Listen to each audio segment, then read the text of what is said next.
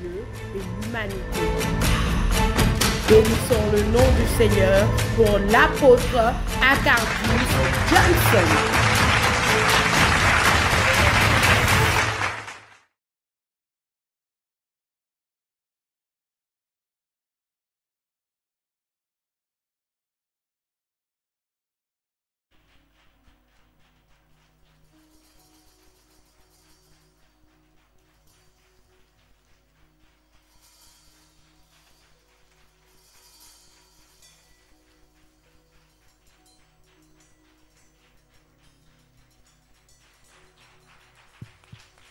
Amen.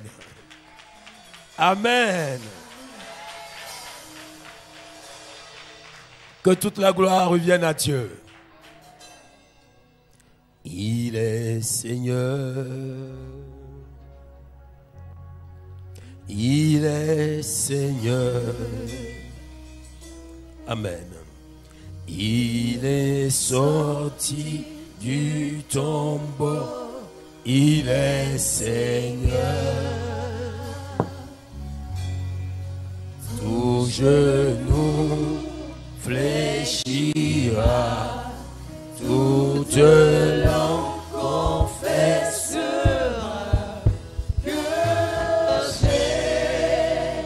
Jésus est Seigneur.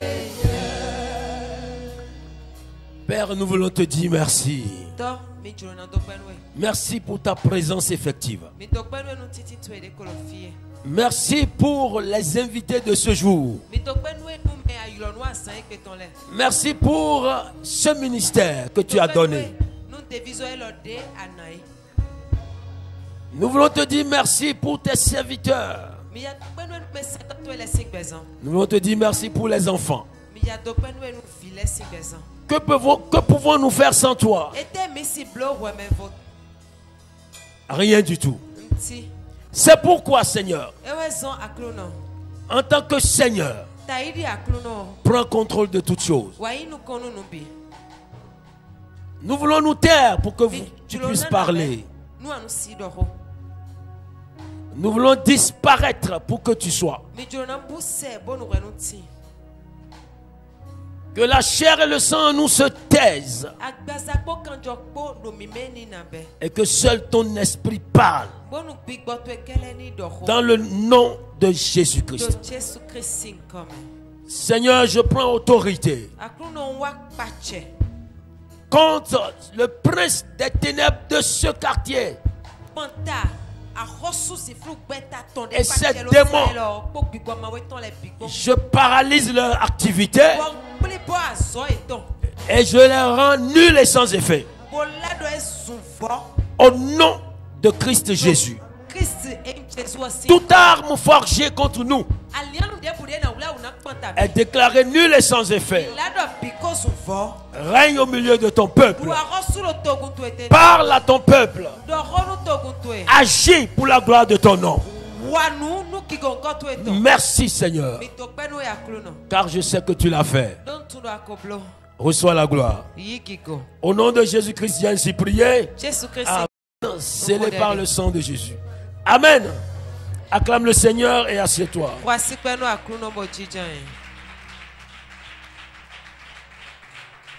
Veuillez vous asseoir.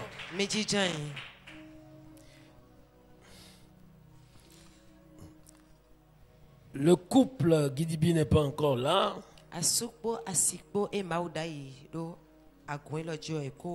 Mais je bénis leur vie. Et ce que je constate là, c'est une marque de confiance. Et nous prions que Dieu nous aide à ne pas trahir cette confiance-là.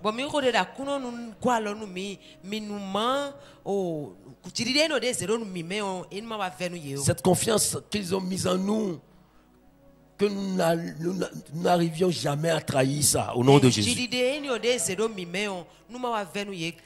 le dis parce que il est difficile de céder son autel, l'autel de Dieu, à quelqu'un ou à un serviteur sans être là. C'est vraiment risqué. Très risqué.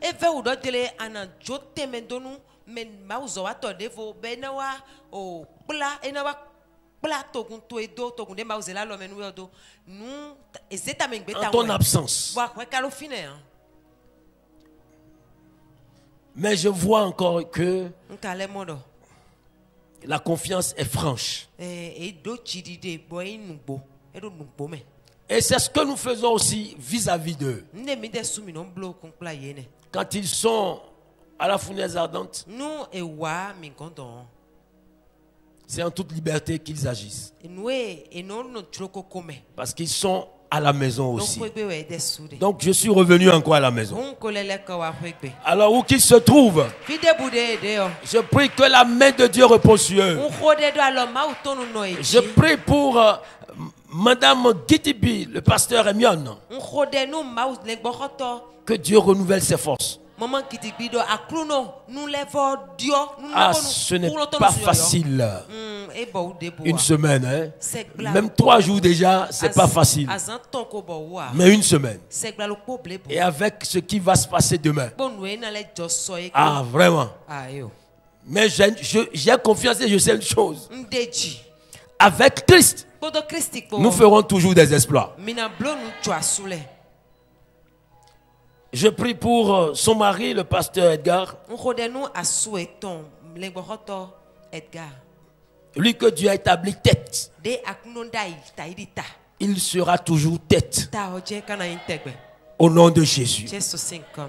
Et puisque c'est une nouvelle dimension de grandeur qui veut commencer, je prie que rien ne vienne lui faire perdre son humilité. Au nom de Christ Jésus.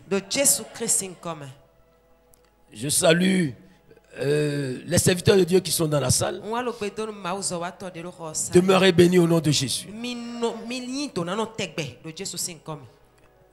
Je bénis la vie de l'apôtre Jacob où qu'il se trouve, que le Seigneur le fortifie, lui et son épouse.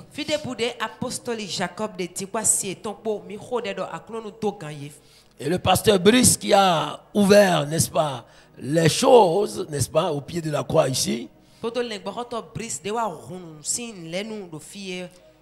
Que l'Éternel le préserve des pièges de la jeunesse. Parce que la grandeur fait fléchir et tomber beaucoup de jeunes. Dieu va l'élever. Ça c'est clair.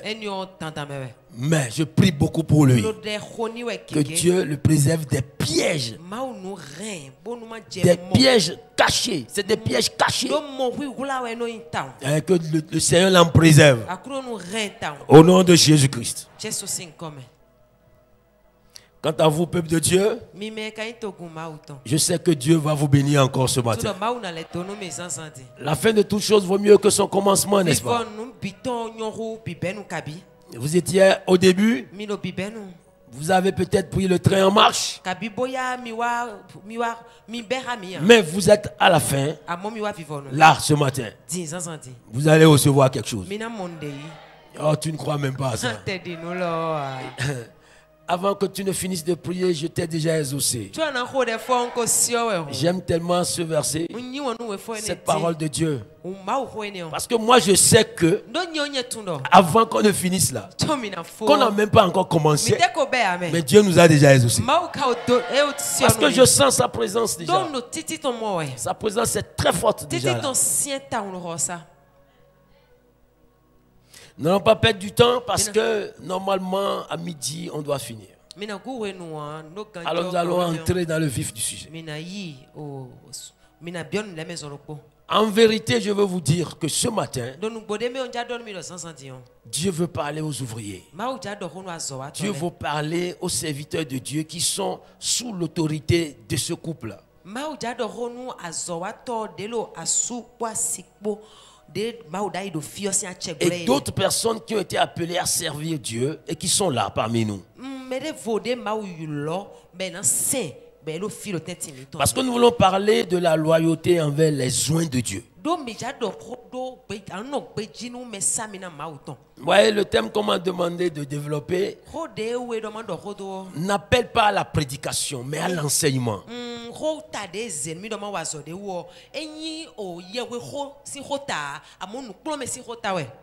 Donc prends note.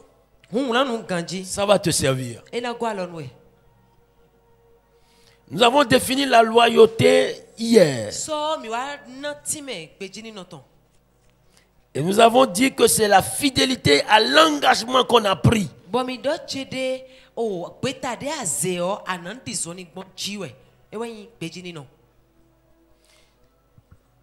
Et c'est ça qu'on appelle la loyauté. La déloyauté, qui est son contraire, c'est le fait de ne pas honorer à ses engagements. Tout simplement.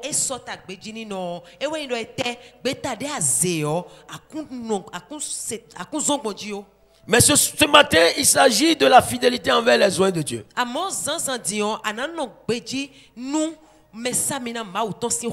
Et quand je dis les oies de Dieu, il s'agit de ceux-là qui ont été vraiment appelés par Dieu.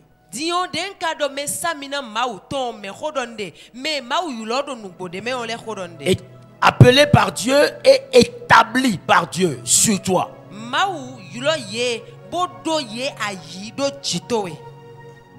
Prenons l'exemple de Moïse. On va voir quelques cas rapidement.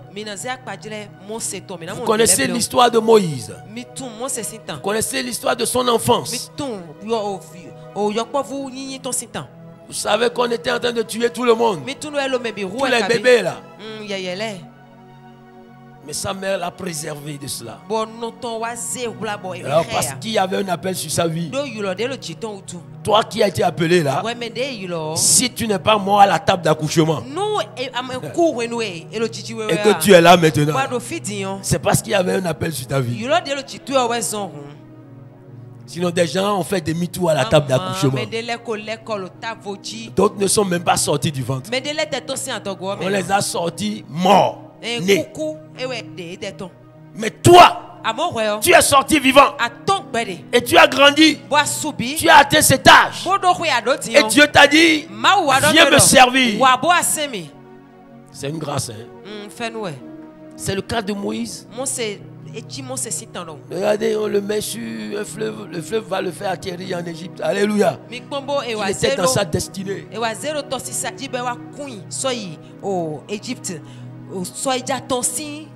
Regarde, sois rapide. Dieu l'a envoyé quelque part pour le former. Son serviteur, qu'il a déjà choisi. C'est comme il disait à Jérémie. Depuis le ventre de ta mère, je t'ai choisi. Afin que tu établisses, afin que tu détruises, afin que tu construises, afin que tu arraches. Alléluia. Et toi, tu sais ce que Dieu a établi sur toi depuis le ventre de sa mère.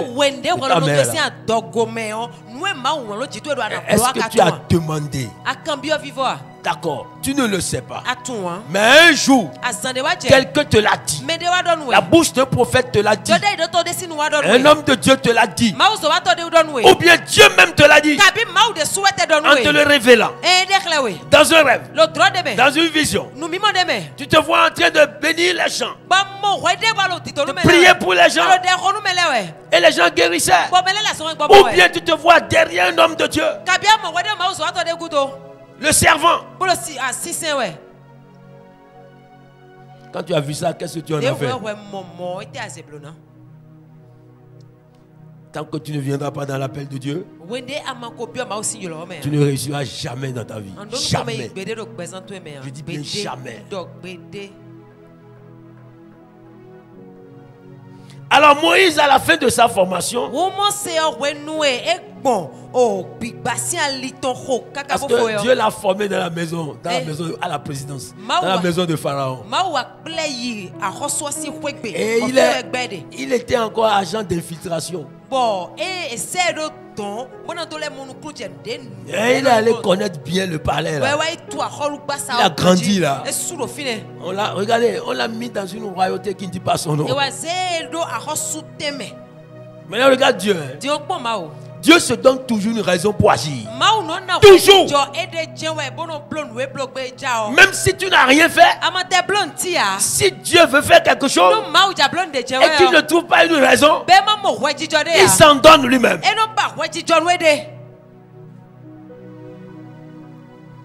lui-même peut te pousser dans l'erreur. Parce qu'il veut qu'en ce moment, tu la fasses. Et ça va lui permettre à lui de faire ce qu'il veut faire.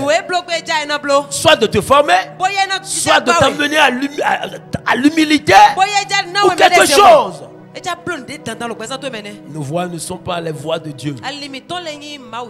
Nos pensées ne sont pas ses pensées.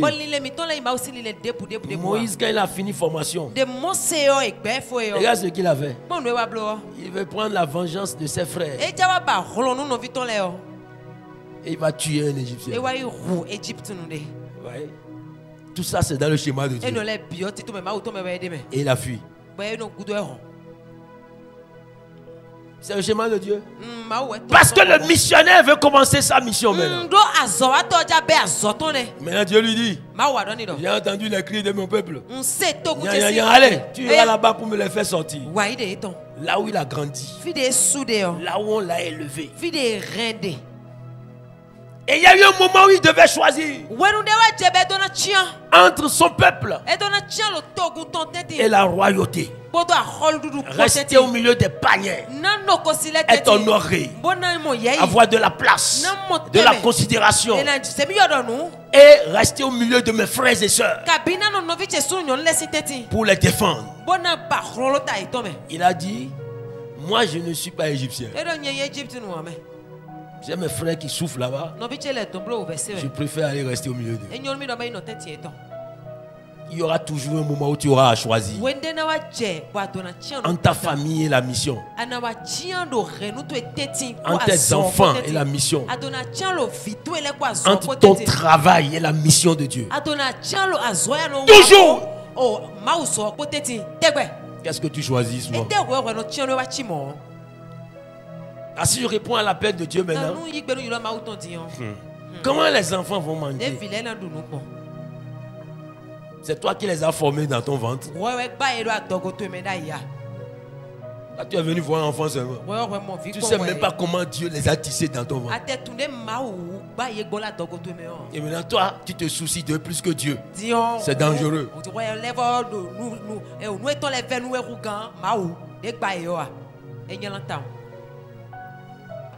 Alors à ce niveau, je veux conclure en te disant, il y a un temps pour la formation et il y a un temps pour la mission.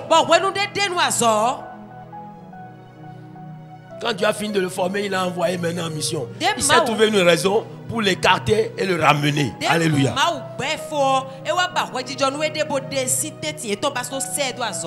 Alors nous voyons ici la loyauté de Moïse envers Dieu.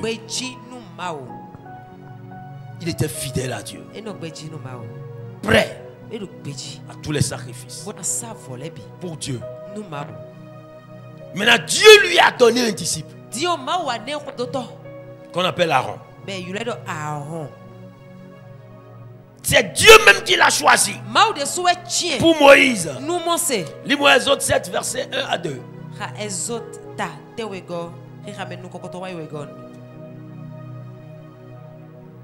Suis bien, maintenant viens dans loyauté entre le disciple et loin de Dieu. Amen.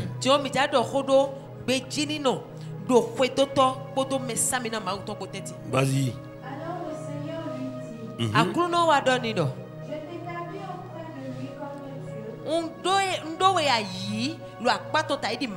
Et ton frère Aaron sera ton porte-parole. Tu diras à ton frère tout ce que je te commanderai. Ensuite, lui qui parlera au roi d'Égypte, c'est lui. Il lui demandera de laisser partir d'Égypte les Israélites.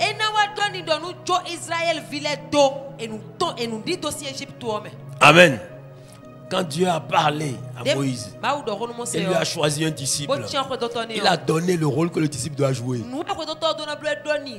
Interprète. Voilà, c'est sa mission à lui. Ça. Alors je veux passer ici pour te dire, toi que Dieu a établi auprès de quelqu'un ou sous un maître,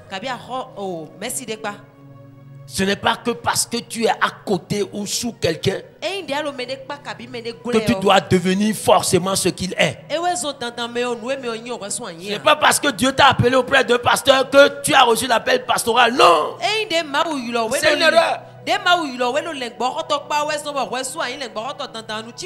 Peut-être que ta mission là, c'est de le servir jusqu'à ta mort. Et à cette place, pendant que tu serais dans le service, tu vas voir comment Dieu va t'élever. Mais d'autres ne comprennent pas. Parce que je suis avec un pasteur, donc moi aussi je dois devenir pasteur. C'est ça qui les fait partir. Moi je suis là depuis, il ne me laisse même pas prêcher. Est-ce que c'est pour ça qu'on t'a appelé? Est-ce que c'est pour ça Dieu t'a appelé auprès de lui?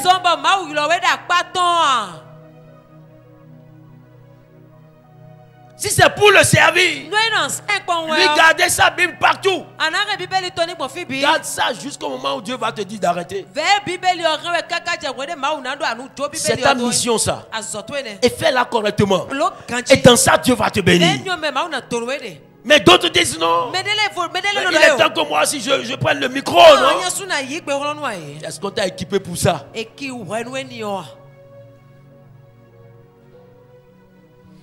Exode 4, verset 14 et 25.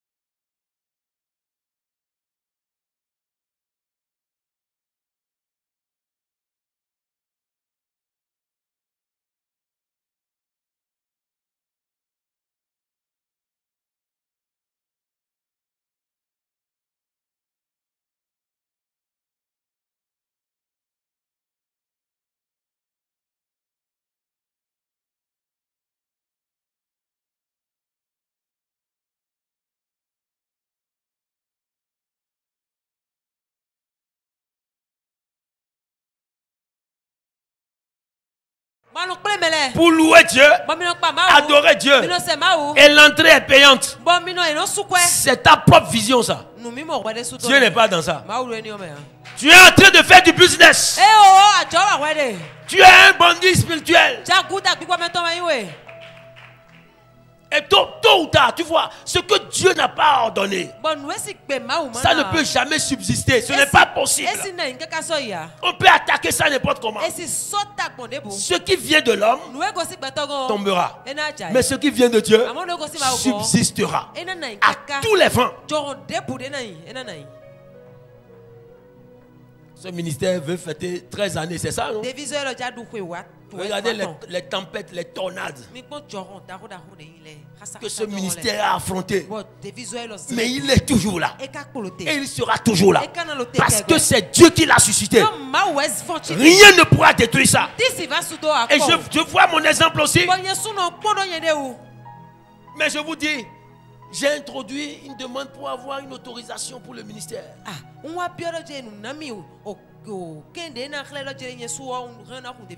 Des gens sont allés jusqu'au ministère pour dire à la secrétaire particulière du ministère.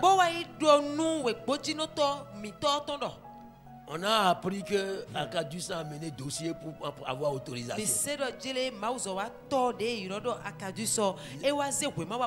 Ne lui donnez jamais. Jamais. On ne sait pas d'où il est sorti. Qu'il a un même. Si Dieu t'a appelé, les gens vont te combattre. Mais ils tomberont toujours. Il se fait que cette secrétaire particulière, elle est la tante d'une de mes filles dans le Seigneur. Pour qui moi je suis allé prier à la maison. Dieu a fait le miracle dans sa vie. Et cette tante est catholique. Dieu a fait le miracle dans sa vie. J'ai prié pour ses enfants. Ils sont allés à l'examen, ils ont réussi. Et depuis ce moment, cette tante catholique a commencé à croire au Dieu vivant. Quand ils lui ont dit ça, elle a sorti mon dossier. C'est elle-même qui m'a raconté après. Elle leur a dit, mais vous là, vous êtes évangélique, vous avez dit non. C'est vous qui aviez la vérité. Mais je constate que vous ne vous aimez pas. Qu'est-ce que lui vous a fait? En tout cas, moi je sais une chose. Dieu l'a utilisé pour moi. Qu'il soit mauvais, qu'il soit n'importe quoi, Dieu l'a utilisé pour moi. Donc pourquoi je ne vais pas donner son dossier? Je vais vous dire une chose. Il sera même le premier dossier que je vais introduire aujourd'hui même.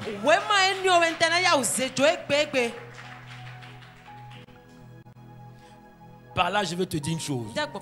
Dieu peut permettre quelque chose pour te donner quelque chose. Ceux qui sont allés dire là, me calomnier là, c'est pour mon bien. Quand tu introduis dossier, 2 ans, comme ça, tu n'as pas encore eu l'autorisation. Et des gens, des aînés à moi étaient dans ça. Ils attendaient l'autorisation du pays. Je vous assure. Une semaine après, on m'a appelé pour dire qu'on m'a donné l'autorisation. Une semaine.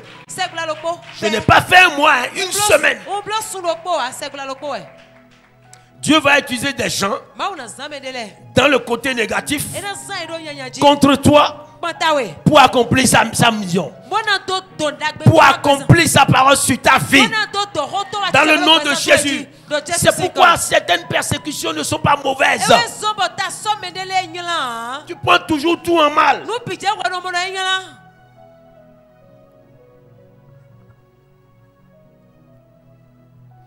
Aaron a été loyal à Moïse. Mais Aaron malheureusement est trop sentimental. Suis-moi parce que je vais t'emmener quelque part ici maintenant. Et tu vas voir comment Dieu agit. Aaron, il a été loyal. Mais À un moment donné, son sentimentalisme là a joué contre lui. Il est tombé dans le piège de Myriam. Il s'est mis à murmurer avec Myriam contre le serviteur de Dieu. Tu connais l'histoire, non?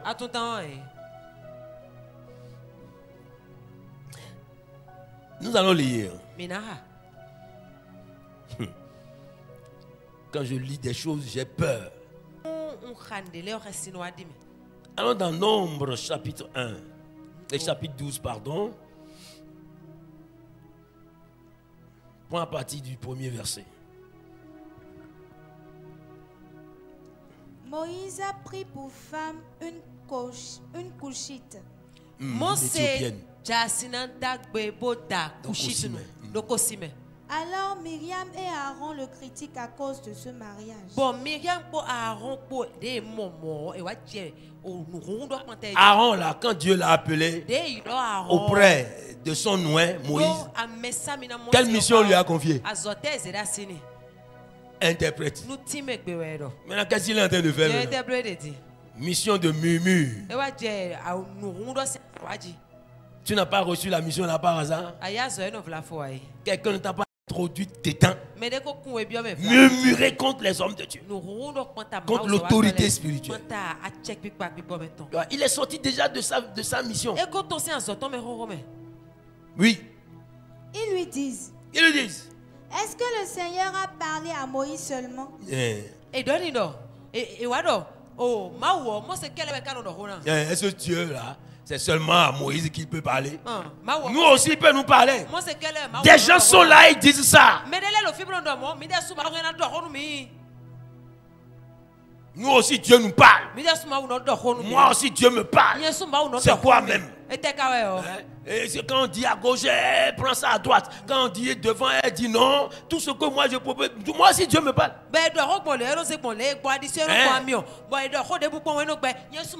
Dieu te parle, n'est-ce pas? Et pourquoi il ne t'a pas donné la vision là?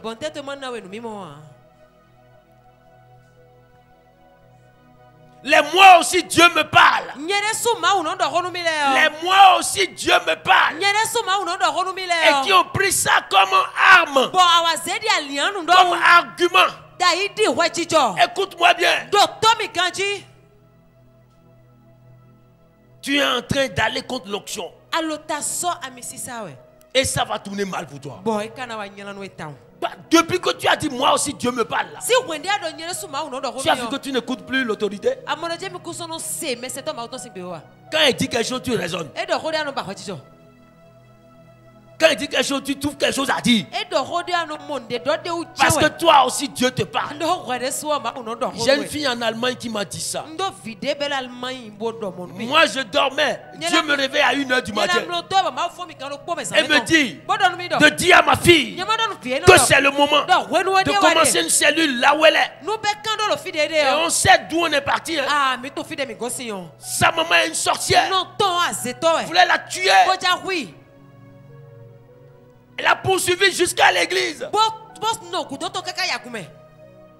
Les péninans là.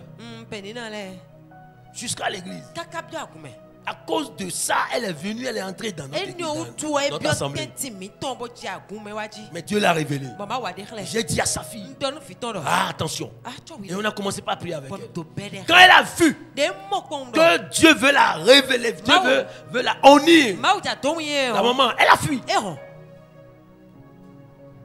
Et c'est après ça, lorsque j'ai dit à la fille, là, il faut couper avec ta main d'abord. Je dis d'abord. Elle a obéi. Aussitôt, le Seigneur lui a ouvert une porte. Elle a trouvé un Allemand. Et puis paf, ils sont partis en Allemagne. Et je lui ai dit, le ministère là doit aller en Allemagne. Ce n'est pas pour toi-même que tu pars. Dieu n'a pas fait ça pour toi. C'est pour lui-même. Donc si toi tu es en Allemagne, ce ministère doit être en Allemagne. N'aie pas peur. Et elle obéissait. Je ne sais pas ce qui est entré dans la vie de cette fille-là. Qu'est-ce qui vous arrive même?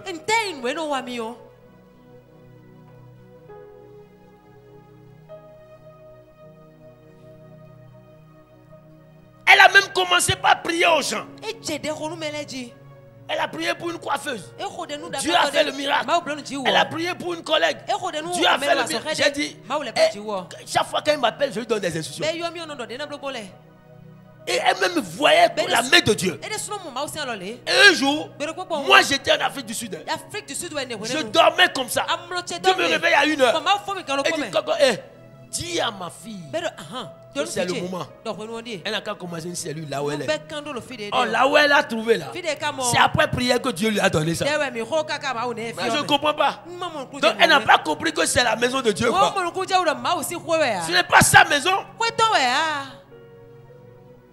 Des gens sont dans la maison de Dieu et croient qu'ils sont dans leur maison.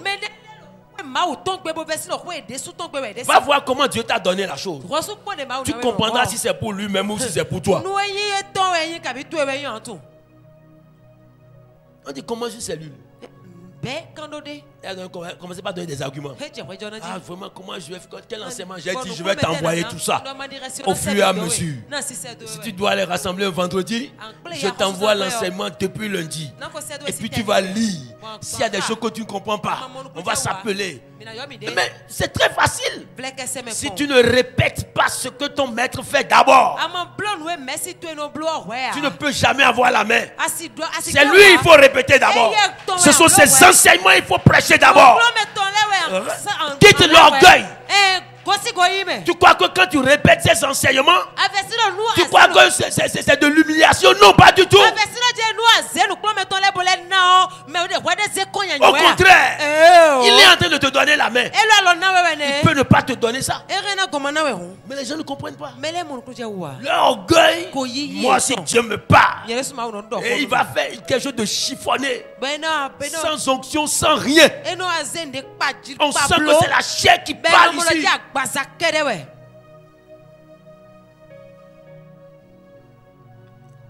Vous savez ce qu'elle m'a dit? Ah papa, vraiment moi là.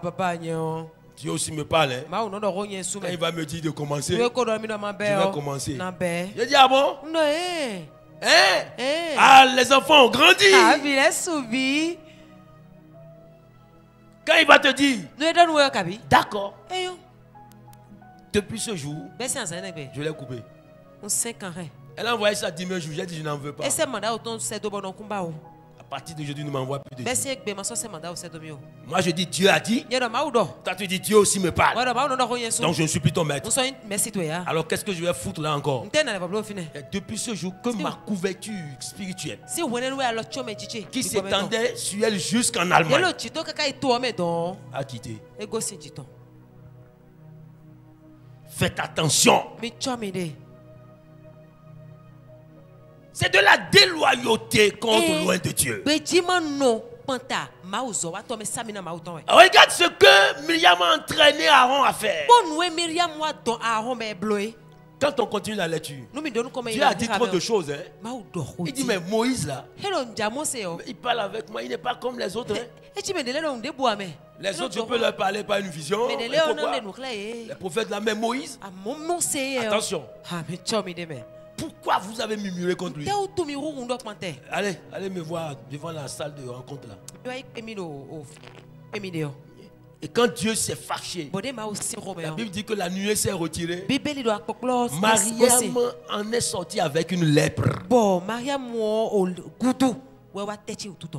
Mais ce qui m'a paru bizarre, ce sont les deux qui ont murmuré. Mais Dieu n'a pas frappé Aaron. Tu sais pourquoi? Si on lit ça, tu vas voir que dans le langage de Aaron, il y a déjà la repentance. Il est allé voir Moïse. Il dit Moïse, pardon. Mariam est couverte de lèpre. Nous avons péché, c'est nous deux qui avons péché. Pardon, prie Dieu pour qu'on lui enlève ça. Moïse est allé devant Dieu. Dieu lui a dit, quand quelqu'un est atteint de lèpre, tu ne sais pas qu'on doit l'isoler pendant 7 jours. On n'a qu'à l'envoyer dans l'isolement là-bas pendant 7 jours. Et après, il peut revenir. Parce que Moïse a plaidé.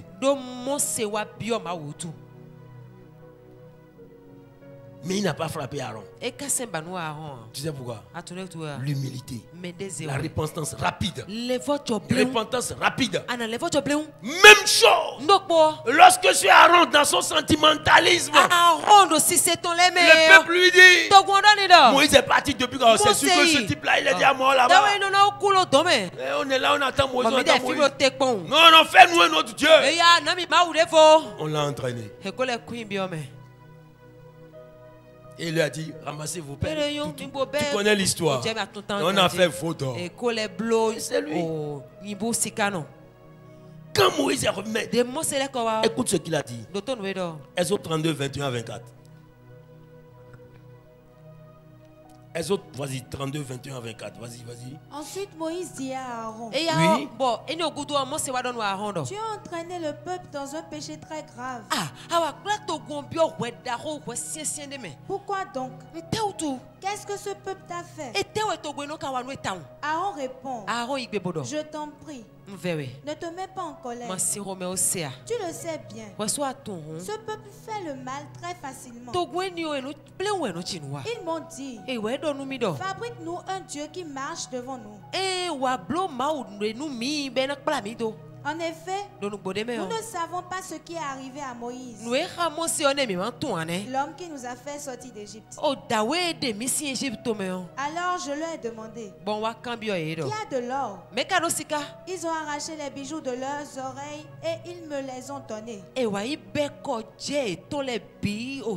Je les ai fait fondre au feu. C'est Aaron qui parle. Et voilà le veau qui en est sorti. Vous voyez, au début, il a commencé par demander pardon déjà. Toi, tu tombes dans l'erreur. Moïse, c'est son maître. Et Moïse lui a demandé. Qu'est-ce qui est arrivé? Ce peuple-là t'a entraîné dans ça. Comment as-tu fait pour tomber dans ce piège? Ton maître peut te demander cela. La servante de Dieu peut dire, mais comment tu as fait? Au lieu d'être humble et de commencer par supplier, tu commences à raisonner. Non, mais vraiment, maman, vous devez comprendre. Papa, vous devez comprendre. C'est parce que c'est parce que. C'est parce que c'est parce que. Tu crois que c'est les parce que qui feront qu'on va te léguer quelque chose?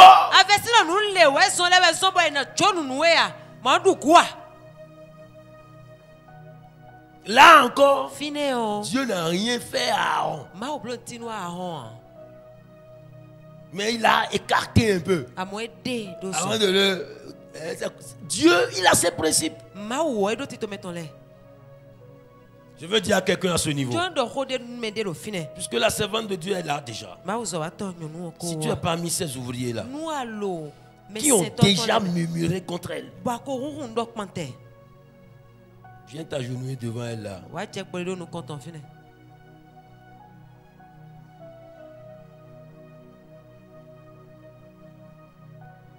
Quelle que soit ta position dans le ministère, si tu sais que tu as murmuré contre elle en secret ou contre le serviteur de Dieu, le pasteur qui dit,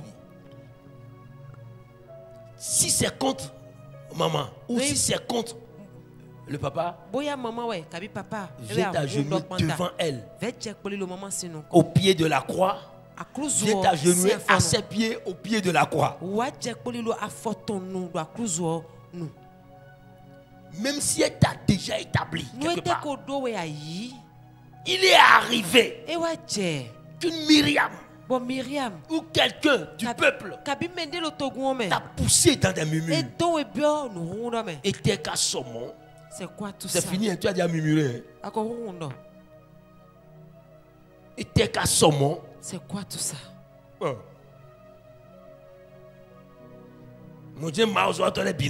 C'est ce que tous les serviteurs de Dieu font ça.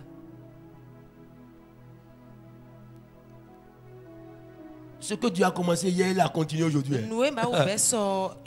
J'ai dit au début que c'est les ouvriers, les disciples d'ici. C'est à eux que Dieu veut parler ce matin. C'est pour ça qu'il a fait ces trucs comme ça. Au lieu de nous amener au soir, il a dit restez au matin. Je veux parler à ce peuple ici, en l'occurrence aux disciples de mes serviteurs.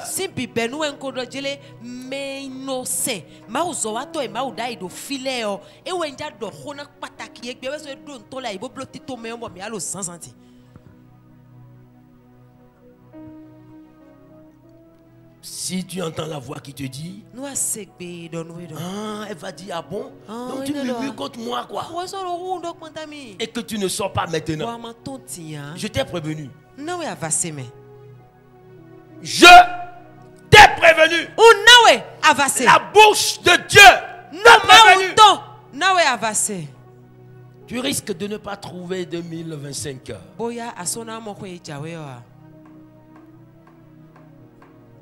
Parce que la lèpre, c'est la honte. La lèpre, c'est l'isolement.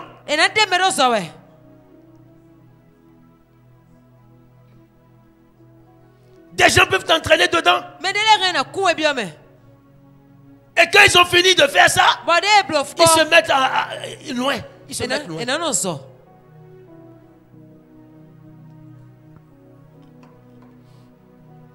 Regardez Géasi. Élisée a été loyal jusqu'au bout. Hein? On a entendu l'histoire ici. Gigal, etc. jusqu'au Jourdain. Les fils des prophètes lui disent toi tu n'as pas appris. Les fils des prophètes, ce n'est pas les enfants de Dieu. C'est les enfants de Dieu. C'est les frères et sœurs de ton assemblée ou des autres assemblées. Ils sont tes amis là. As-tu appris que il paraît que votre pasteur là, il paraît que gna gna gna. Et toi si tu as participé, viens t'agenouiller au pied de la servante de Dieu pendant qu'il est encore temps. Ça veut dire que la lèpre est en chemin pour toi. C'est-à-dire, tu sais, Dieu là, les serviteurs de Dieu n'ont pas besoin de te motiver. C'est ce que les gens ne comprennent pas. Quand tu les affrontes, les serviteurs de Dieu, c'est Dieu que tu as affronté. Il dit que si tu touches à un seul de leurs cheveux, tu as touché à la prunelle de son œil à lui.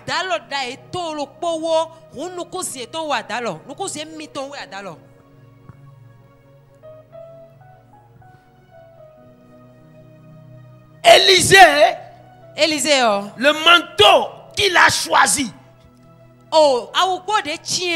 c'est ce même manteau qu'il a récupéré après le jour. Voilà l'histoire.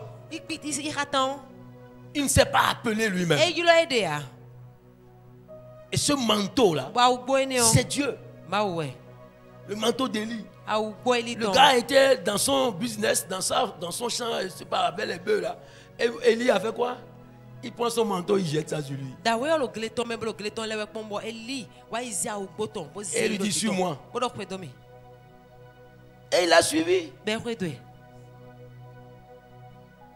Alors si c'est l'homme de Dieu qui t'a dit, toi je vois la paix de Dieu sur ta vie, c'est le manteau de Dieu qui parle.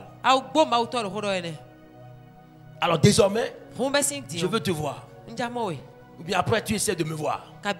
Ou bien il va te dire quelque chose. Obéis. Obéis. C'est ce même manteau qu'il a choisi. C'est ça qu'il a récupéré après le Jourdain.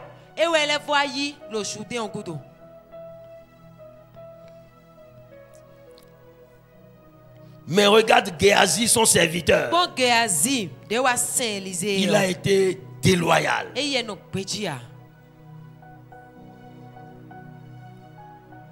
L'autre est venu avec sa lèpre.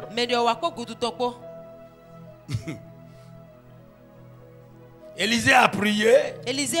Lui a donné les directives. Il a laissé sa lèpre dans le Jourdain. Et il s'en allait. Mais Élisée, pardon. Tous les présents que ce monsieur a amenés. Tu connais son nom? Comment il s'appelle? Naaman. Tous les présents. L'or, les manteaux, les trucs qu'on a empilés sur des ânes en pagaille. Dieu a dit à Élisée de ne pas prendre. Et le gars était déçu, il est parti. Regarde Géasi. À côté du maître. Quand les gens le voient à côté du maître, on le prend pour un exemple, non? Mais voilà ce qu'il est en train de faire en soutine. Qu'est-ce que tu fais en soutine? On ne sait pas. Si tu ne viens pas te repentir et confesser ça, Dieu va t'exposer.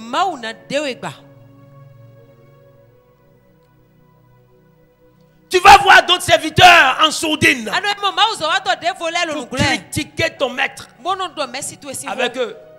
D'autres serviteurs de Dieu qui ne comprennent pas leur vision à eux, qui ne comprennent pas pourquoi ils se comportent de telle et telle manière. Ils ne veulent même pas comprendre. Ils ont tiré leurs conclusions. C'est eux que toi tu vas voir. Et vous bavardez. Vous bavardez. Personne ne sait rien. C'est eux qui sont devenus ton conseiller. Alors que tu es très proche de la servante de Dieu. Tu es très proche du serviteur de Dieu. Tu es sous leur autorité. Tu as dit, voilà ce que tu fais en soudine. Viens à leur pied déjà. Et ouvre ta bouche et confesse. Ça va te faire du bien. Sinon, la lèpre est en route. Moi, je ne suis pas venu maudire quelqu'un ici. Je suis venu te prêcher la vérité qui va te libérer. Vous connaîtrez la vérité et la vérité vous affranchira. C'est de ça qu'il s'agit là.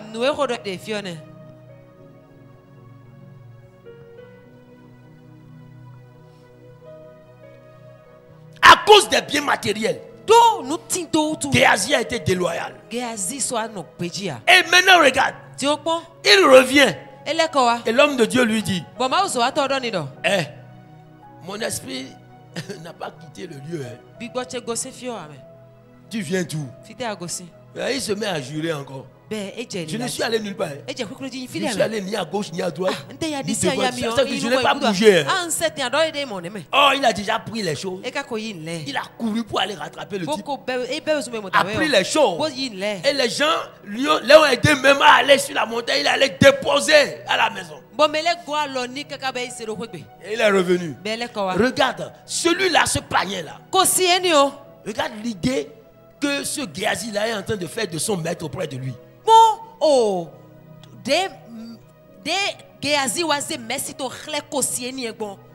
Il est en train de déshonorer son maître. Il est en train de prêcher contre la parole de son maître. Ce monsieur peut croire que c'est encore Élisée qui est passé par derrière pour envoyer Géasi, mais pas en son nom, quoi. Vous voyez, il voulait bien la chose, mais il faisait son malin. C'est des choses comme ça que vous faites.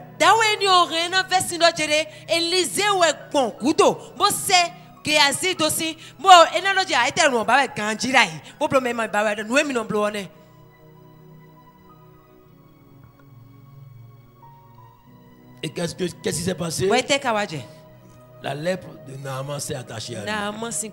La lèpre, c'est la honte. Si tu n'as pas compris, ça peut ne pas être la maladie dont on parle là qui va venir sur toi. Ce n'est pas ça forcément. Mais la honte, une honte que tu n'oublieras jamais dans ta vie. Un déshonneur total. Une isolation. Parce que la lèpre, quand quelqu'un est atteint de la lèpre, on le sort de la société. Tu es isolé parce que tu vas contaminer les autres.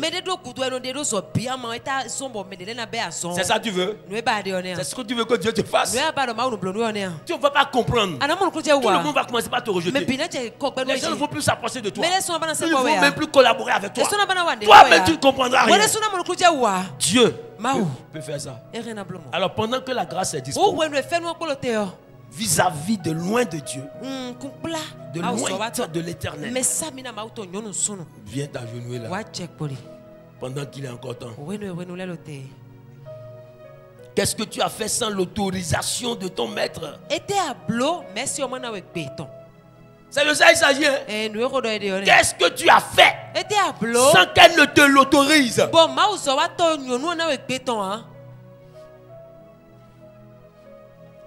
Où es-tu allé? Chez quel prophète tu es parti? Les amis de tes parents spirituels. Chez qui tu es parti pour aller te plaindre? Même s'ils ne lui ont rien dit, toi tu sais dans ton cœur. Et Dieu le sait. Moi je ne le sais pas. Mais c'est l'Esprit de Dieu qui parle maintenant. Lui sait toutes choses, non?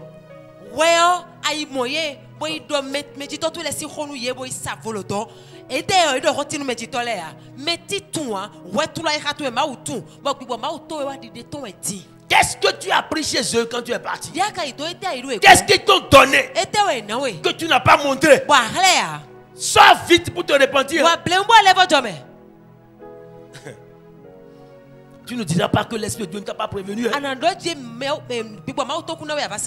Que cet esprit de honte qui est en train de te retenir collé à ta chaîne soit neutralisé par le sang de Jésus. Il ne veut pas ta liberté. Il ne veut pas. Mais il est vaincu au nom de Jésus. Parce qu'au pied de la croix, quand tu vas quitter, tu deviendras une nouvelle personne. Tu deviendras une nouvelle personne. Un nouveau disciple. Loyal. Persévérant.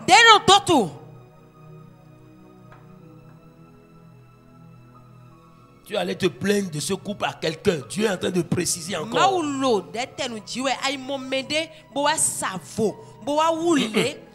Savoir, mais tu allais te plaindre. Yes. Parce que tu trouves qu'ils te maltraitent. Tu trouves qu'ils ne te mettent plus dans de bonnes conditions. C'est toi qui sais ce que tu allais dire là-bas.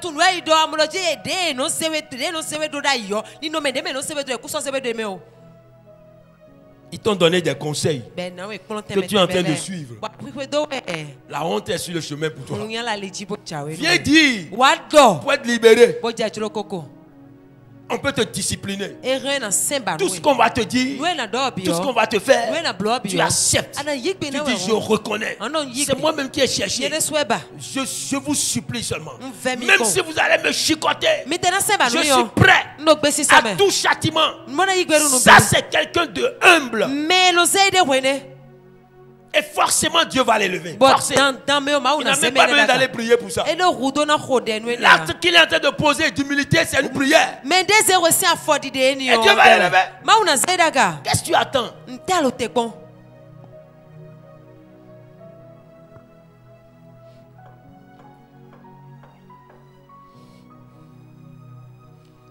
Gloire à Dieu. Alléluia.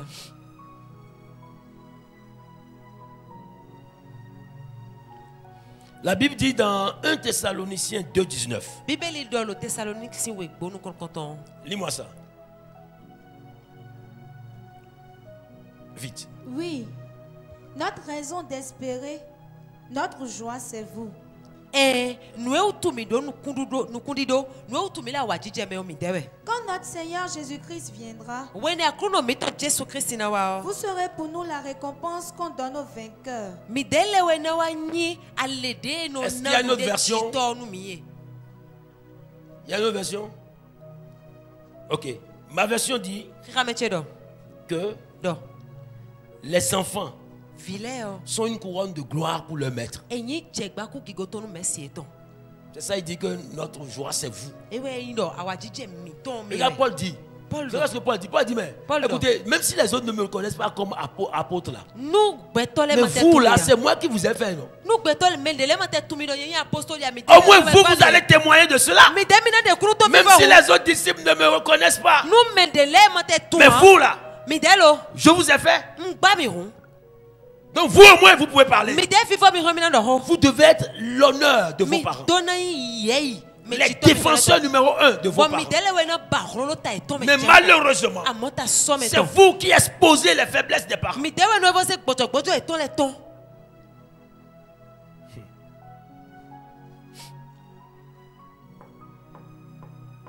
Alors attention. Je veux te dire quelque chose ce matin. Les arguments que tu donnes souvent, c'est qu'il est trop difficile de caractère.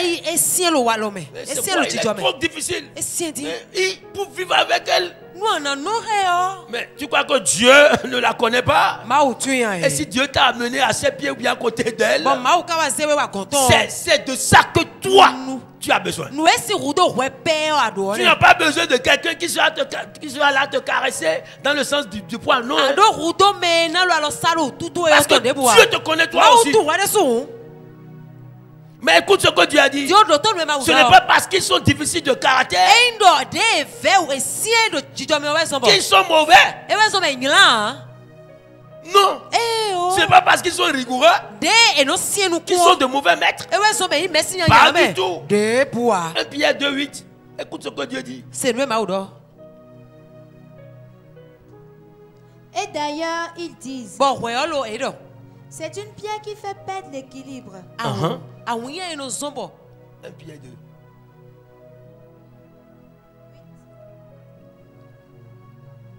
Oui.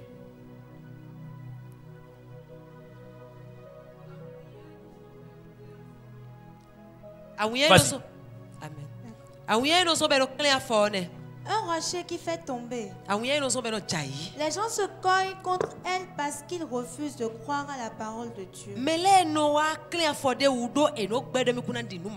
c'est cela qui devait leur arriver. Non. Ce n'est pas ce que je veux. Et je vais te lire ce que je veux là. Tu dois entendre ça. Alléluia. Ah, dis-moi amen. Alléluia. 18. Vas-y. Vous les serviteurs, obéissez à vos patrons avec respect. Oui, c'est 18 et non 8, oui. Obéissez non seulement aux patrons qui sont bons et aimables. Voilà.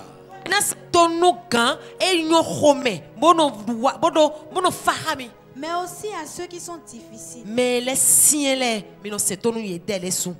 C'est ça? Si Dieu te donne un patron, un maître, une autorité difficile de caractère, oh, Dieu t'aime. Dieu t'aime. Il sait que c'est de ça que tu as besoin pour être brisé. Tellement tu es dur toi-même de caractère que celui qui est bon, doux, là, ne peut pas faire le travail. Tu peux prendre un petit marteau pour aller casser une dalle, c'est pas possible. C'est pas possible. Et pourquoi tu murmures? Lorsque l'homme de Dieu que Dieu a établi sur toi, la servante de Dieu que Dieu a établi sur toi, lorsqu'elle est dans une erreur, ça ne veut pas dire que Dieu l'a rejeté. Hein? Attention. Dieu te dit encore de leur obéir. Tu n'as pas à les juger.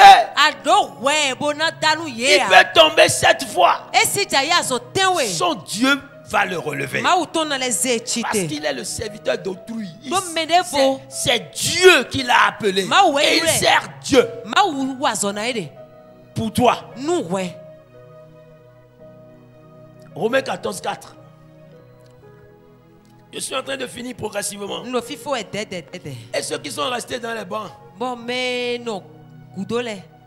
sont restés dans les chaises là, qui ont peur de sortir. Tu as été prévenu. Vas-y. Qui es-tu, toi, pour juger le serviteur d'un autre? S'il reste debout, s'il tombe, c'est l'affaire de son maître. Il restera debout parce que le Seigneur est capable de le soutenir. Et autre chose, lorsque c'est votre déloyauté qui fait que les serviteurs de Dieu, que Dieu a établi sur vous, ils sont en train de faire le travail avec gémissement, grincement dedans. Et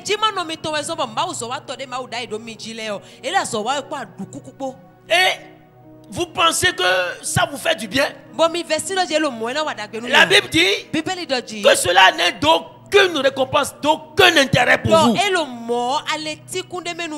font le travail dans le gémissement, ah, c'est grave. Tu dois tout faire pour qu'ils fassent le travail dans la joie. Quand vous voyez qu'ils veulent être un peu découragés, normalement quand ils vous voient, le découragement va partir. Mais ce n'est pas ça. C'est maintenant qu'on vous voit distant. Plusieurs fois, tu devais venir soutenir la servante de Dieu. Mais c'est à ce moment qu'on entend, vraiment, je suis occupé. Vraiment, je suis en train de voir comment je vais faire. Vraiment, tu trouves des choses à dire. Mais elle, quand il s'agit de toi, la voilà dans jeûne en train de prier. Elle ne dort pas la nuit pour toi. Maintenant que tout est bon, je viendrai. Non, je ne vous ai pas oublié. Oh, tu es dans l'erreur. Tu es dans l'erreur.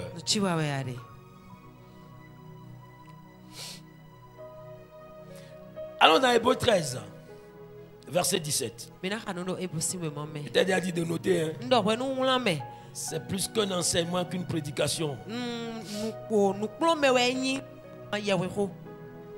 Obéissez à vos responsables et soyez leur soumis. Ils veillent sur vous parce qu'ils devront rendre des comptes à Dieu.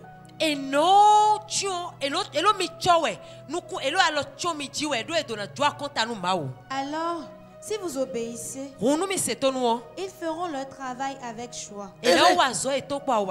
Sinon, ils le feront en se plaignant. Et vous n'y gagnerez rien. C'est dans ta Bible. Pourquoi tu ne veux pas te soumettre à l'autorité? Un disciple a un maître. Et devant son maître, ce disciple n'a pas de volonté. Moi, je ne suis pas dans cette affaire de fidèle là. Non, fidèles. On les appelle des fidèles. Les fidèles de cette église. Si tu es fidèle d'une église, tu peux te retrouver en enfer. Fidèle de tel pasteur. Si tu es fidèle d'un pasteur, tu vas te retrouver en enfer. Sois fidèle à Dieu. Sois fidèle à sa parole. Et lui, il pourra t'élever.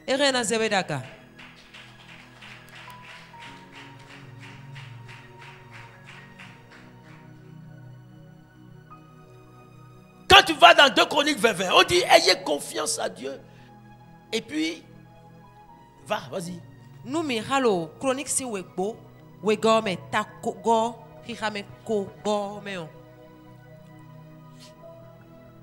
Mettez toute votre confiance dans le Seigneur votre Dieu. Et vous serez fort. Et vous serez fort. Mettez toute votre confiance dans ces prophètes. Yes. Et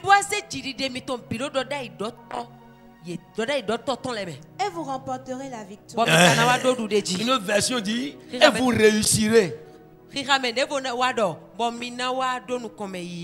Comment tu as confiance en ce couple pastoral? Ta confiance est totale ou c'est partielle? Il y a des gens qui les écoutaient avant. Ils faisaient tout. Mais aujourd'hui, là, ils font ça à moitié. Ils font quand ils veulent. Ils font comme ils veulent. Reviens. Reviens vite dans ton premier amour. Là. Sinon.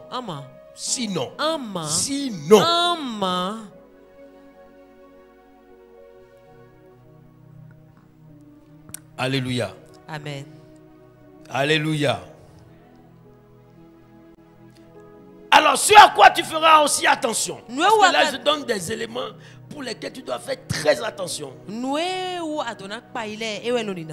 y a beaucoup de gens qui se sont appelés.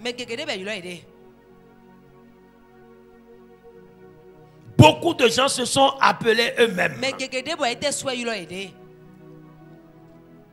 Dieu ne les a pas appelés. Et ils viennent voir quelqu'un, un homme de Dieu, et disent que je voudrais que vous soyez mon père. C'est quoi cette affaire-là? Dieu ne fonctionne pas comme ça. Il y a 2 ou 3 jeunes au moins qui sont venus me voir. Vraiment, papa, je veux que vous soyez mon papa spirituel. Je lui dis, ah bon? Il a ouvert une église, hein, le jeune homme là. Et il est même prophète. J'ai dit, ah bon? Comme ça? Moi? Il dit non. J'ai prié. Et bon, le Seigneur m'a dit que je dois avoir un père. Et il t'a dit que c'est moi? Non, mais je vous suis de très loin. J'ai vu comment vous travaillez. J'ai vu votre expérience. J'ai vu. Donc c'est pour ça que tu veux que je sois ton père. Non, va prier. Va prier encore. Pour que Dieu te révèle ma personne d'abord. Il est revenu 1 mois après. Il dit qu'il a rêvé et que Dieu m'a révélé. Dieu lui a montré que c'est moi son père. Il a même vu qu'il tenait ma Bible comme ça et on allait travailler quelque part. Dieu m'a dit. Fais attention. Dieu m'a dit là. Qui viennent de tes désirs. Ça va te détruire. J'ai dit ok. Je lui ai donné un enseignement sur ce qu'on appelle père. Il a donné un document, j'ai dit va lire. Si tu comprends quelque chose, viens me dire. Il est revenu, il dit c'est un livre merveilleux. Et quand j'ai vu les choses, j'ai vu que c'est vous, hein. J'ai dit d'accord. Un jour, il est venu à l'église. Et je l'ai présenté. Voilà, le Seigneur m'a donné un fils. Et je lui ai donné le micro. Il faut voir comment il faisait mon éloge. Si vous ne connaissez pas sa valeur, moi je connais sa valeur. Et il est venu mettre sa tête sur moi comme ça. C'est mon papa chéri.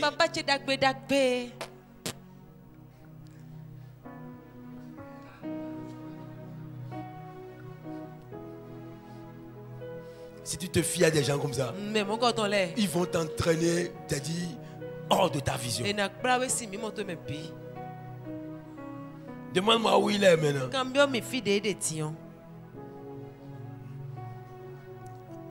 Tout dernièrement, j'ai appris qu'il s'est fait ami. Il a trouvé un autre père, un deuxième père.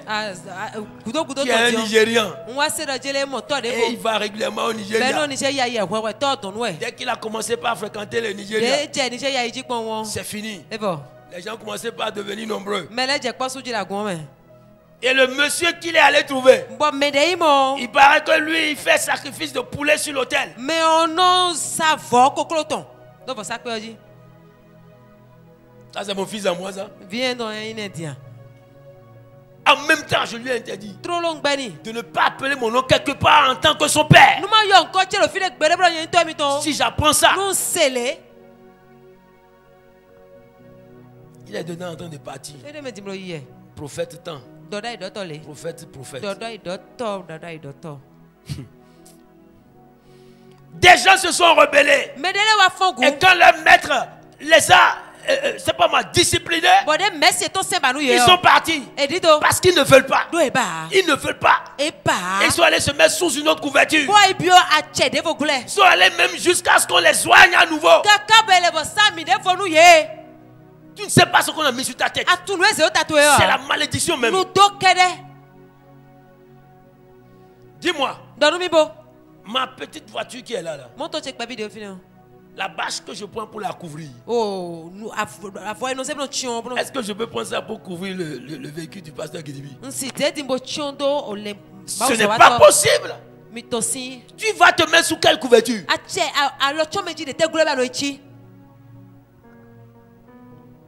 Tu as fait quelque chose. On est en train de te discipliner. Par amour. C'est pas amour. C'est pour ton bien. Ça me rappelle aujourd'hui une de mes filles qui n'est plus. Elle n'est plus. On lui a dit, je ne veux pas voir ton pied là-bas.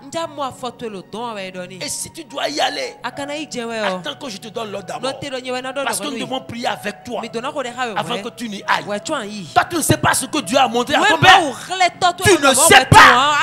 Est-ce qu'il a besoin de te dire tout? Et même si il est quelqu'un de très simple, qui n'est pas un orgueilleux. Il y a des maîtres comme ça. Tu les vois au milieu des disciples, tout ça. On ne fait pas de différence. Mais fais attention. Il y a un danger dans ça. La proximité. Ça fait que ça crée la familiarité. Et quand tu deviens familier à l'homme de Dieu ou à la servante de Dieu, il permet que tu manges avec lui dans le même plat, à la même table. C'est fini. Tu ne respectes plus l'onction. C'est dangereux. Tu sais pourquoi? Parce que quand tu vas offenser l'onction, même si lui il est dans le sentimentalisme, Dieu lui frappe. Parce que ce n'est pas son onction. C'est Dieu qui a déposé ça sur lui. Ça appartient à Dieu. Et Dieu préserve toujours ce qui lui appartient. Quand tu affrontes un homme de Dieu, quand tu affrontes une servante de Dieu, c'est Dieu que tu es en train d'affronter. Il y a une onction sur sa tête.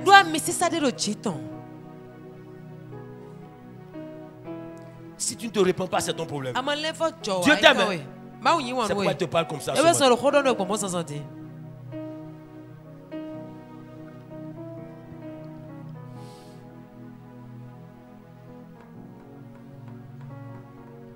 J'ai fait un rêve.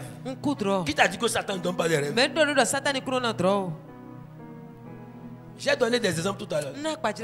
Tu as rêvé. Tu as vu le micro en main. Et tu prêchais. Une grande foule. Ça ne veut pas dire forcément que tu es un appelé. Va parler de ton rêve à ton maître d'abord. Tu connais 3 versets. On t'a donné l'opportunité de parler. Dieu a fait les miracles. C'est fini. Tu deviens légal de l'autorité. On a entendu des gens. L'homme de Dieu a voyagé. Et lui a dit le dimanche tu prêches. Parce qu'il est son collaborateur direct. On ne l'a pas encore oint. Et je parle à ceux qu'on va oindre demain. Faites attention. L'onction qu'on va mettre sur votre tête. Si vous croyez que c'est de l'amusement, si tu n'es pas prêt à être loyal, ce n'est pas parce qu'on t'a oint que tu deviens légal. On dit que le disciple ne peut jamais être plus grand que son maître. Jamais. Parce qu'on t'a oint, que tu deviens légal de ton maître. Non, hein? Non.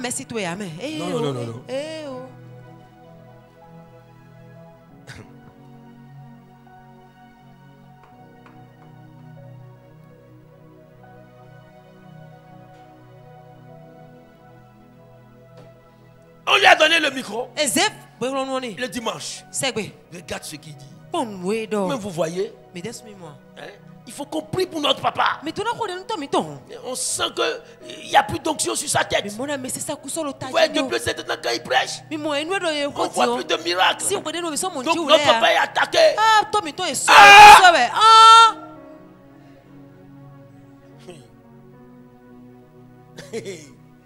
Notre papa est attaqué. C'est Dieu qui t'a dit ça. C'est parce que quand il a prêché, il a parlé, personne n'est tombé. Donc il n'a plus de puissance. Mais qui nous a mis dans cette bizarrerie là? Quand on ne tombe pas, il n'y a pas d'onction. Vraiment. Des gens vont jusqu'à dire votre pasteur là n'a plus d'onction. Avant quand il prêche, on voit le feu. Les gens tombent à la renversement. Maintenant, vraiment, il est là seulement pas de péché. Vous ne savez pas que à chaque période son message. Vous ne le savez pas.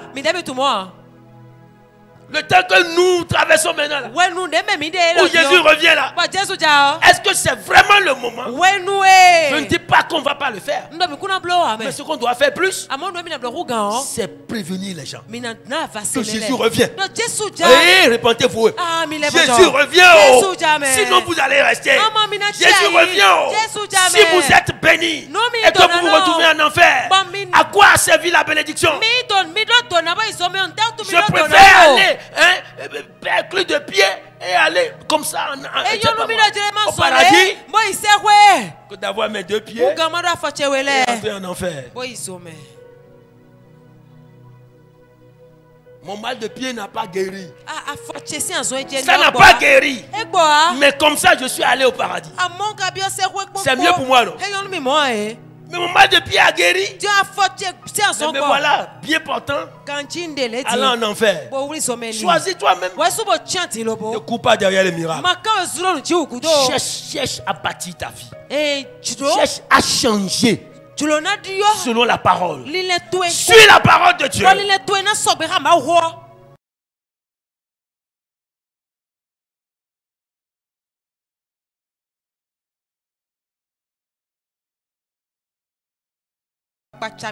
La couverture sur laquelle tu allais te mettre là, quitte-la vite. Avec toute l'onction qu'on a mise sur toi là, quitte-la vite. Et viens te repentir. Viens demander pardon.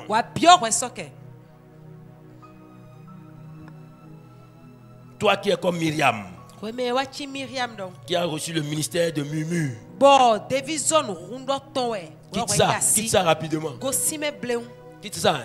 Quand quelqu'un vient te voir avec les critiques des serviteurs de Dieu,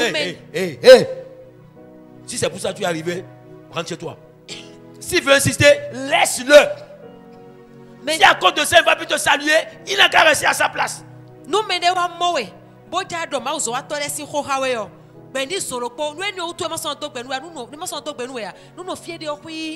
Toi qui es comme Géasi, fais attention.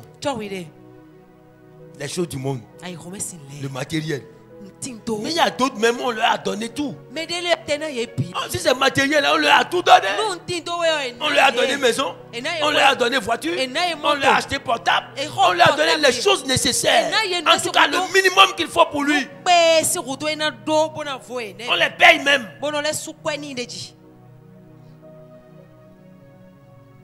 Alors qu'en principe, on ne doit même pas te payer. Non, mais c'est vrai. Un franc, on ne doit pas te donner. C'est Dieu qui va te bénir dans l'œuvre. Avant, qu'est-ce que tu crois? Les missionnaires, on les prend comme ça. On les dépose dans un village. Et on leur dit, je reviens dans 3 mois. Et il part. Toi, aujourd'hui, on prend toutes les précautions. Qu'est-ce qu'il va manger?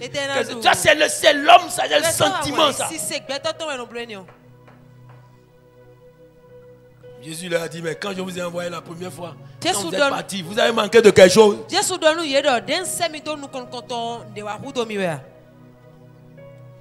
Toi qui es comme Géasi, sors vite de ton affaire de désir, des choses du monde, de ceci, de cela. Sors de là. Fais l'œuvre comme Dieu te le demande, comme ton maître te l'a recommandé. Et tu vas voir comment Dieu même va te bénir.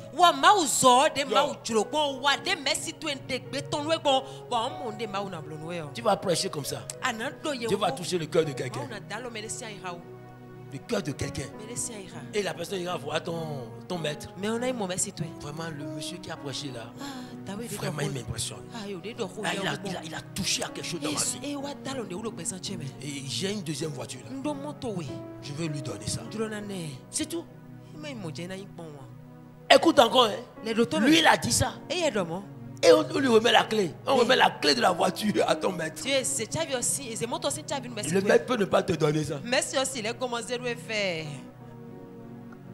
Si on te fait ça, comment tu vas faire? Ah! Les gens là ils sont mauvais. Regarde, depuis que moi je suis avec eux, c'est moi qui ai déployé l'onction. C'est moi qui ai parlé et Dieu a touché le cœur de ce monsieur. Et le monsieur me donne une voiture. Il ne veut pas me donner ça. Et après? Et s'il ne veut pas te donner? Voilà le problème. Si Dieu ne lui dit pas de te donner, il ne va pas te donner. L'homme là, il a réagi en tenant compte de quelque chose qui est en toi que quelqu'un a semé.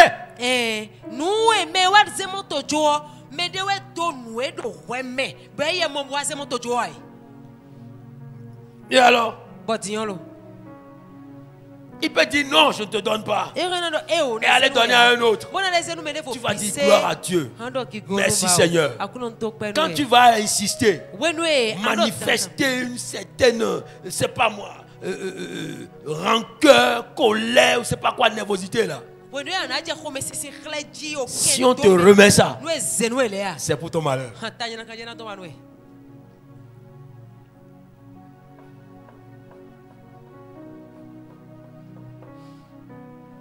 Retiens aussi ceci. Dieu ne t'enverra jamais chez un maître qui n'a pas les qualités d'aiguiser les dons qu'il a mis en toi pour ton ministère. Jamais.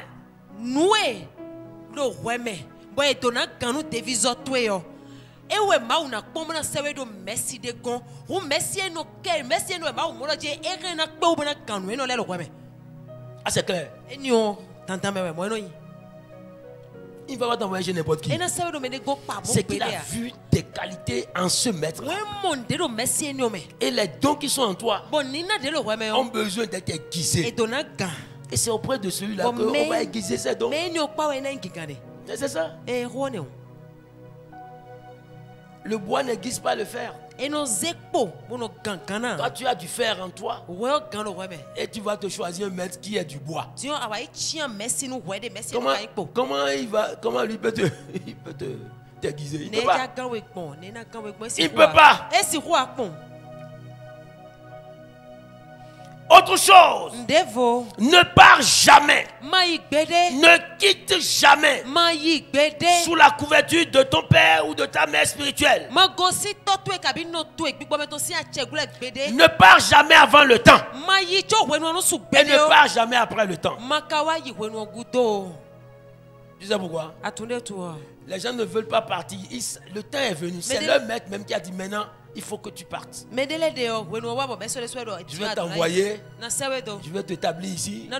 Et ils ne veulent pas quitter. Pourquoi? Ils aiment trop le lieu là. Ils aiment trop le maître. Et puis tous les arguments. Si je pars maintenant, qui va vous faire ceci? Quand tu n'étais pas là, qui faisait? C'est ça. Quand tu n'étais pas là, Dieu ne faisait pas son travail. On dit que le moment est venu. Il faut partir. Et tu dis non. Je ne pars pas. Mais si tu ne pars pas, tu risques d'entrer dans la chair. Et tu vas devenir un rebelle. Ne pars jamais avant. Pars toujours sous la bénédiction de tes parents. Toujours. Je te dis toujours, alors persévère. Tiens bon jusqu'à la fin.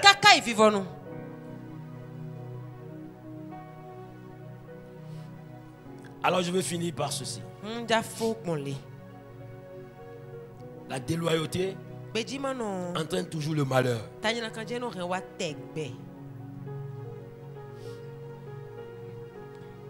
La loyauté récompense toujours. Et ne pose pas de conditions à ta loyauté.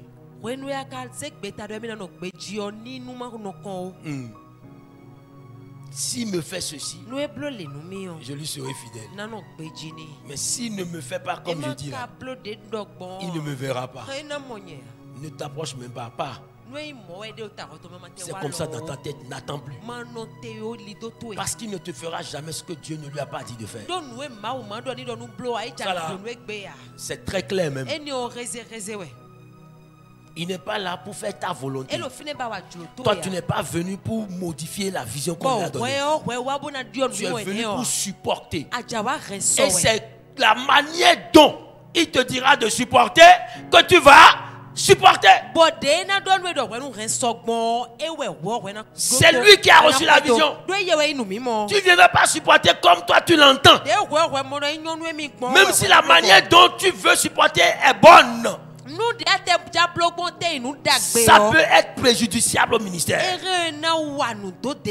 Une bonne chose peut entraîner de mauvaises choses.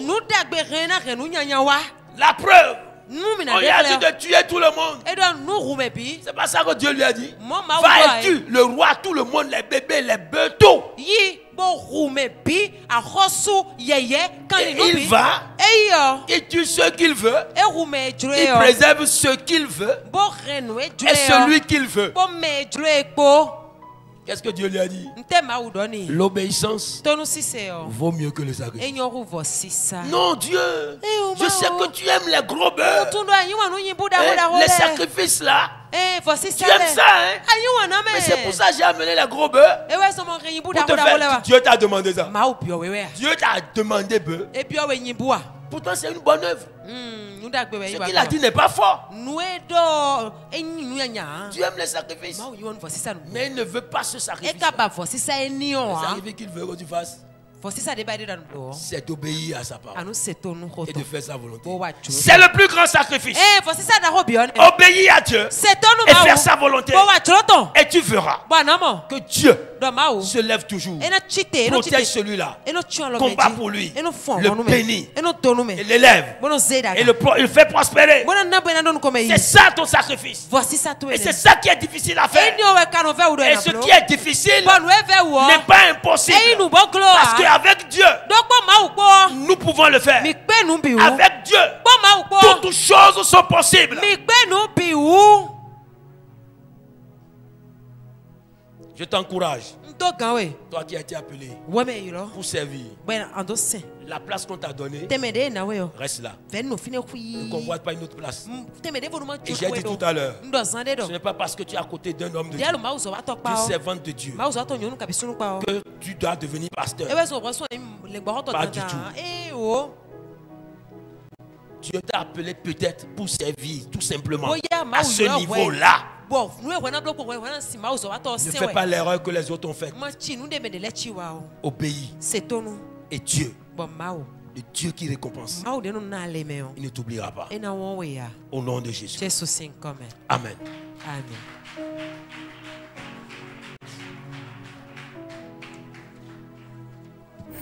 Rendez-vous le dimanche 24 novembre pour un culte d'action de grâce mémorable où nous célébrerons ensemble les 13 ans du ministère Jésus pour réussir et procéderons à l'ordination des futurs ministres de l'Évangile. Temple Beth-Salem, Israël de Calavi, venez expérimenter et laissez-vous transformer dans sa présence. Bien-aimés dans le Seigneur, vivez une semaine d'enseignement, de prière et d'impact qui changera votre vie. Et Jésus dit, priez sans cesse, 1 Thessaloniciens chapitre 5. Priez sans cesse, en toute occasion, rendez grâce à Dieu. Du 18 au 23. Parce que vous venez de lui arracher une preuve. Sans preuve, on ne peut pas condamner quelqu'un. Et à partir de là, le sang de Jésus vous justifie. C'est fini. La grâce sera manifestée. Et vous serez restaurés. Je prie que vous ne tombiez plus dans ce piège. Que Dieu vous fortifie. Ce n'est pas facile d'être serviteur de Dieu. Appelé de Dieu vraiment. Ce n'est pas facile.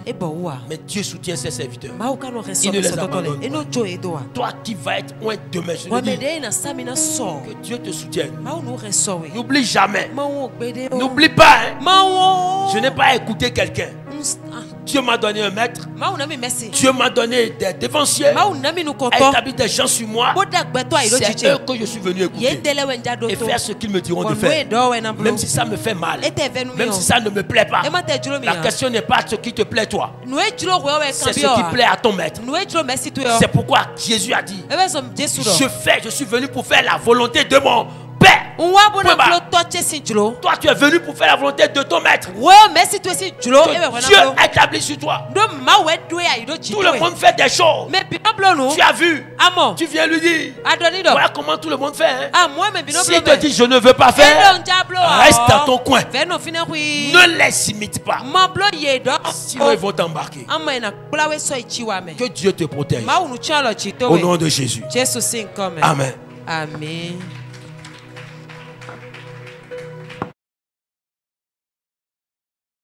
En 2024, rejoignez le camp de prière et de jeûne au pied de la croix au temple Beth Saleh, Israël de Calavi, organisé par le ministère Jésus pour réussir. Inspiré par le Saint-Esprit et sous la conduite de couple pastoral Hermione et Edgar Guidibi, venez vivre des moments intenses de communion, de consécration et de transformation. Y a-t-il des gens ici que Dieu a appelés et ils sont en train de fuir? Ne fais pas comme Jonas. Pardon. Si tu es là, viens devant. Dieu t'a appelé, tu le sais très bien. On te l'a dit. Mais tu ne veux pas entrer dans le mystère. Tu as peur. Viens. Nous aussi en son temps on a eu peur. Mais on n'a pas eu le choix. Je vous ai dit, je ne suis pas quelqu'un qui n'a pas trouvé du travail. Et puis je suis venu devenir pasteur. C'est pas ça. Ma carrière envisagée est claire. Je suis allé faire le droit. Parce que ma vision est claire. Et j'ai fait les relations internationales.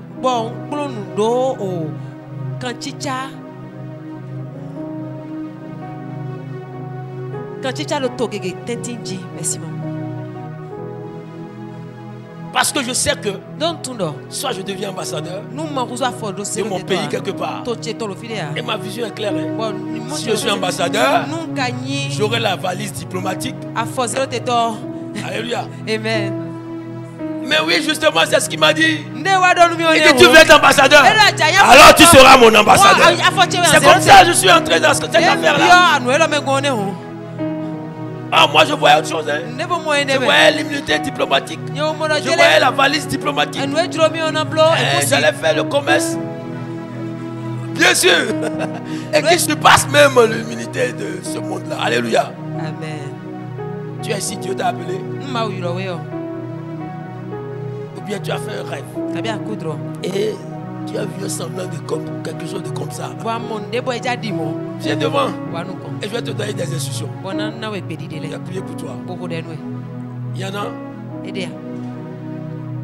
n'y en a pas. Dieu n'a pas dit à quelqu'un.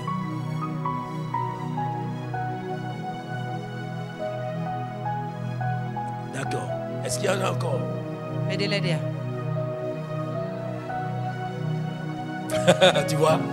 Tu vois? Est-ce que Dieu t'a appelé? Tu le sais. Tu es en train de fuir. Viens. Je vais te dire une chose. Le danger qu'il y a dedans, je vais te le dire.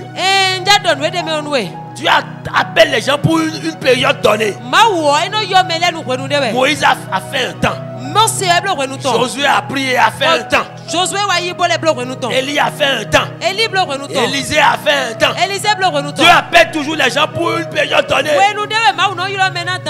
Et si pendant cette période tu n'as pas répondu à l'appel et que des gens meurent, c'est au nom de Jésus que les gens attendent pour recevoir Christ, pour être sauvé. Et toi tu refuses. Ah, ça ne va pas être bon pour toi. Jérémie ne voulait pas. Mais Dieu lui a dit, c'est depuis le ventre que moi j'étais choisi. Tu n'as pas de choix.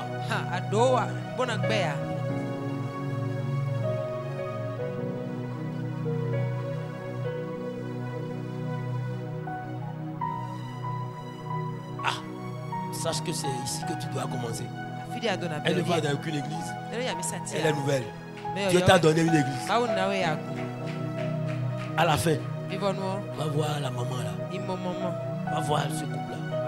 D'accord? Et ils vont te parler. Ils vont te poser des questions.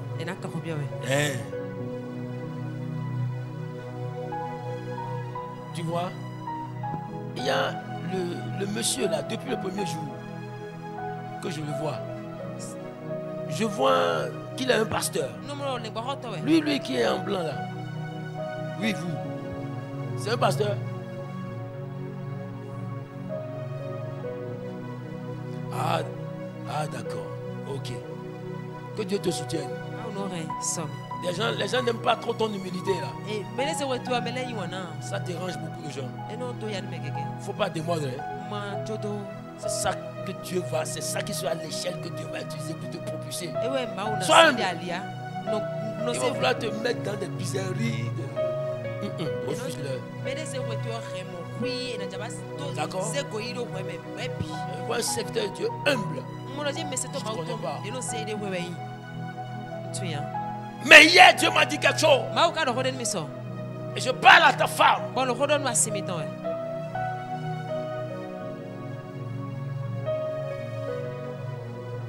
Il arrivera des moments où tu auras choisi entre sentimentalisme et spiritualité.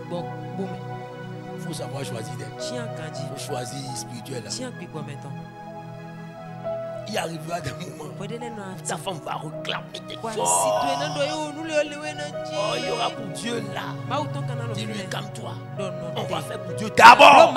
On va faire pour Dieu d'abord. Femme, tu entends?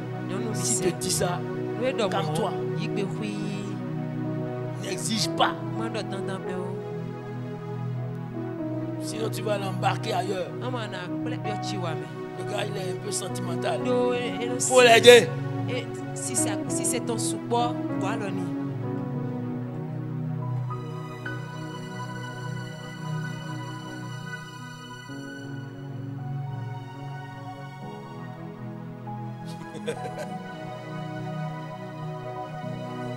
Et non, c'est vivant.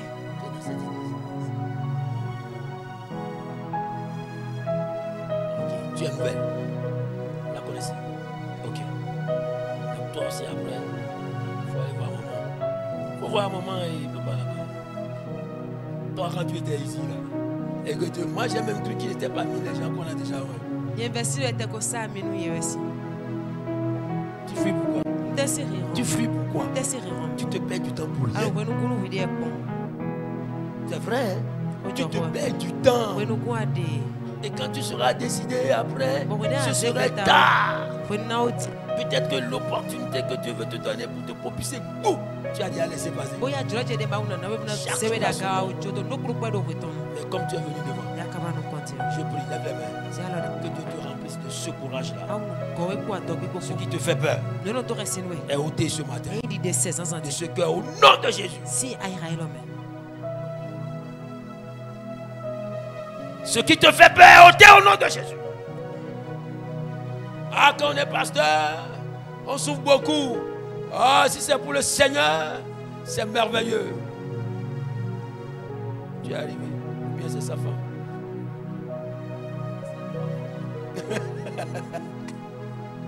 Venez ensemble alors. C'est le jour J. N'ayez pas peur. Ok? N'ayez pas peur.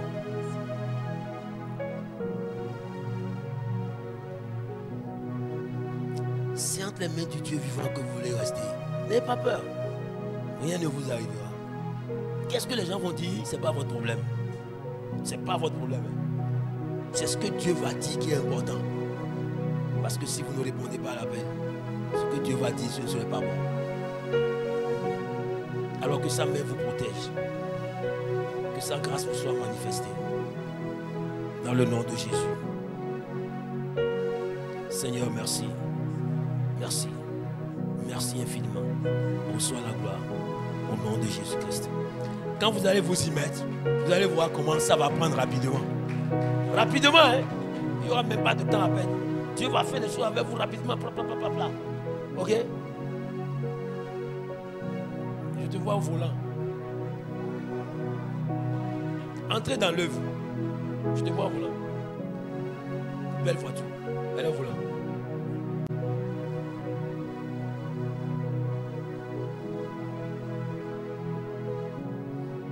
J'aime ta dureté. Il faut faire ça dans le Seigneur. C'est bon. Que Dieu te bénisse. Lève-toi. Ok, donne-moi la main. Père, voici tes enfants.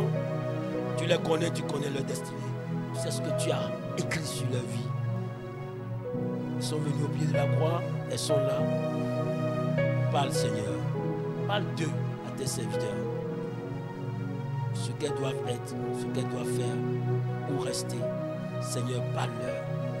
Et que leur cœur reçoive ta parole. Dans le nom de Jésus. Béni sois-tu, Père. Au nom de Jésus-Christ, j'ai ainsi prié. Amen. Alors toi, tu vas prendre cette requête. C'est une seule requête. Seigneur, à ce moment précis, que veux-tu que je fasse? Parle-moi, c'est tout. Prie au nom de Jésus. Seigneur, que veux-tu que je fasse? Parle-moi. Au nom de Jésus. Prie.